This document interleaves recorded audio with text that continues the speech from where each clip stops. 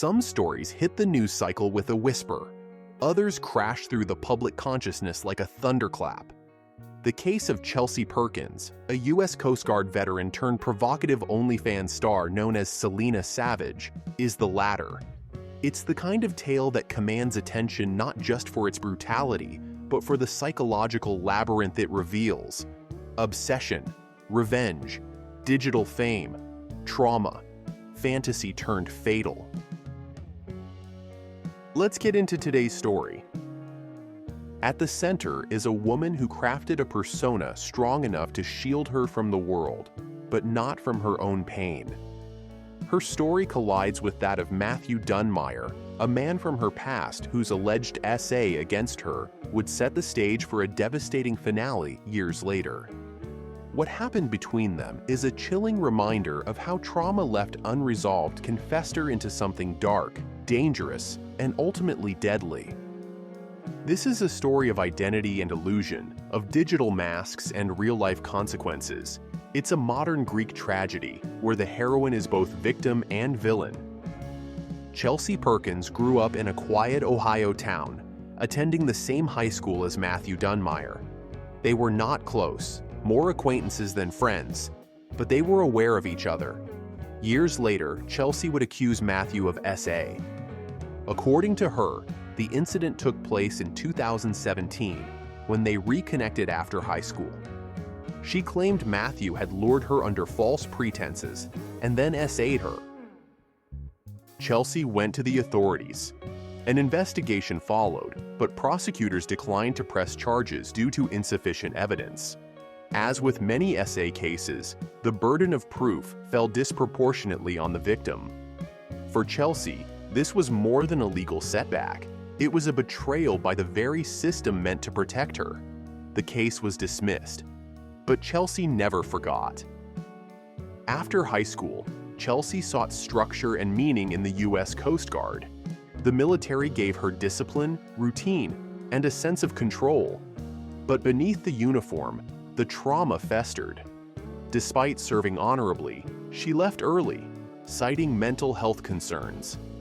Civilian life felt chaotic by comparison. She drifted. Odd jobs followed.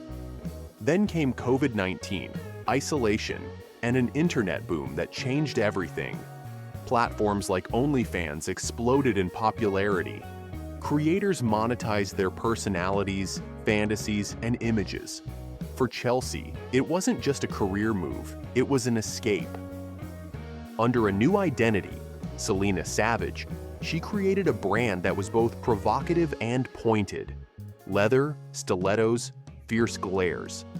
Selena wasn't a character, she was revenge incarnate. Every pose, caption, and live stream dripped with confidence and controlled fury. Her fan base grew quickly. Thousands subscribed. Some admired her power, others fixated on her darkness.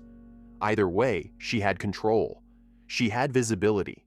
But Selena Savage wasn't just a mask. Over time, she consumed the real Chelsea. And the past was far from over. Selena wasn't born in a photo shoot. She was born from a scream that nobody heard. Chelsea created Selena as both an alter ego and a form of protection. Her aesthetic shifted. Long dark hair, heavy eyeliner, corsets, and spikes. Her captions told dark stories. They thought I'd stay quiet. Some debts are paid in blood. She used OnlyFans and Instagram as platforms to channel her trauma. Selena wasn't a cry for help. She was a battle cry. The world didn't believe Chelsea, but they watched Selena. Followers assumed it was an act, part fantasy, part kink. But buried within the performance were cryptic messages hinting at real pain, real rage, and real plans. Chelsea's posts grew more intense. She began writing journals, sketching violent scenes, referencing people from her past, always cryptically. But one name kept appearing between the lines: Matthew. Over time, Chelsea wasn't acting anymore. Selena was in control. In March 2021, Chelsea messaged Matthew Dunmire out of the blue. She played it casual, flirty, friendly, like old times. To Matthew, it might have seemed innocent. A second chance? A spontaneous visit from a now famous figure? But Chelsea's journal told a different story. He thinks this is about forgiveness. She booked an Airbnb in Cleveland, planned dinners, drinks, laughs. But it was all theater. Her journal entries that week were meticulous. Maps, timelines, weather patterns. Her voice recordings revealed calculated calm. She rehearsed what she'd say, where they'd go, how it would end. When Matthew arrived, he didn't suspect a thing. Surveillance captured them smiling, arm in arm. But beneath Chelsea's red lips was silent rage. This wasn't nostalgia. It was a trap. March 4th, 2021. They bar-hopped around downtown Cleveland. Bartenders recalled them laughing. CCTV footage showed them dancing, embracing. But Chelsea's diary tells another story. He smiled like none of it happened, like I forgot. I didn't. She carried a loaded 9mm in her purse. Her final entry that night: one last sleep. Tomorrow I erase him. Back at the Airbnb, what happened remains speculation. Forensic analysts found wine glasses, a half-eaten pizza, and Chelsea's phone, recording audio from the kitchen. The tape was muffled, but one thing was clear: no argument, no raised voices. Calm. The calm before the storm. On March 5th, Chelsea suggested they go hiking. Cuyahoga Valley National Park offered seclusion. No crowds, no cameras. They parked, walked, laughed. She brought a camera under the guise of taking selfies.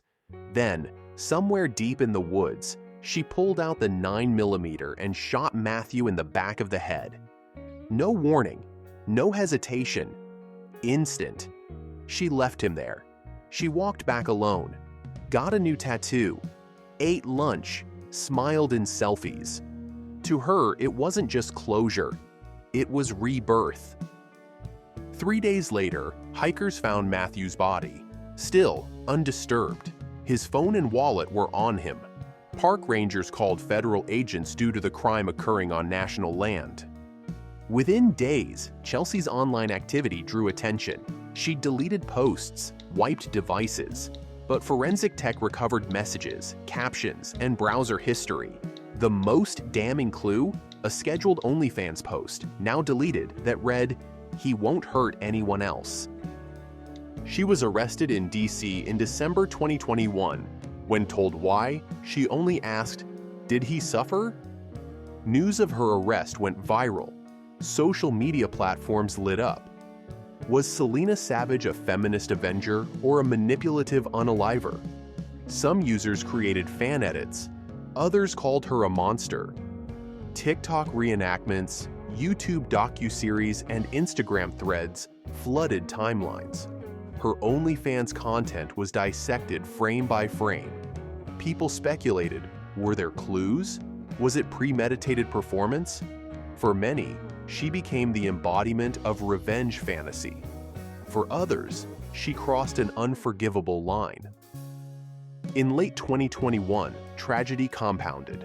Matthew's mother, overwhelmed by grief, posed as a UPS driver and tracked down a woman she believed was Chelsea. She shot her. The woman survived.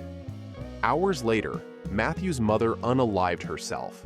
His father, complicit in planning the act, was arrested. In court, he cried, "We couldn't live knowing she walked free." He was sentenced to 3 years in prison. Chelsea's arrest led to federal charges: second-degree unaliving and firearm use during a violent crime. Her defense cited PTSD, trauma, and psychological dissociation. They submitted decades of therapy records, journal entries, and expert testimony. The prosecution argued premeditation, referencing her journals and digital footprints.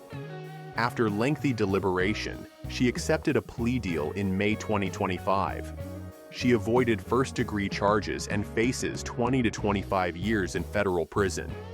Sentencing is scheduled for September 9, 2025.